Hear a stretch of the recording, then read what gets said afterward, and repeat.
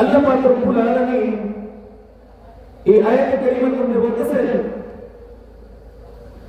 ইয়া আইয়ুহাল্লাযীনা আমানু তাকুল্লাহা হাক্কা তুকাতিহি ওয়া লা তামুতুন্না ইল্লা ওয়া আনতুম মুসলিমুন।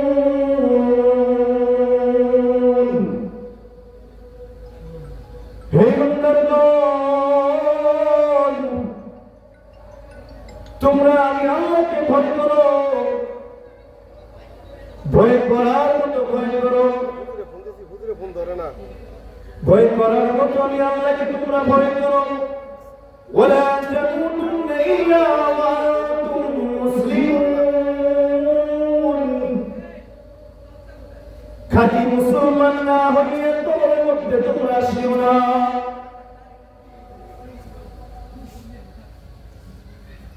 ও দুনিয়ার মুসলমান, আমার যুবক বাবাজিরা রে,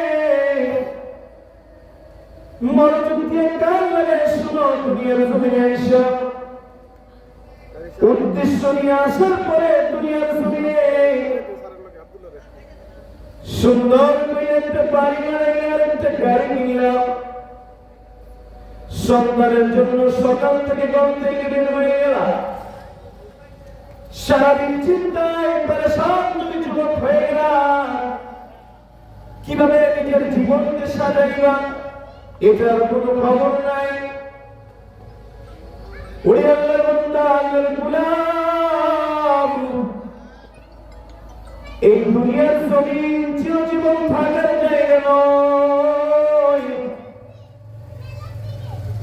কিন্তু তুমি আর আমি দুনিয়ার মধ্যে আইসা আল্লাহ পাক রব্বুল আলামিনকে ভয় না কইরা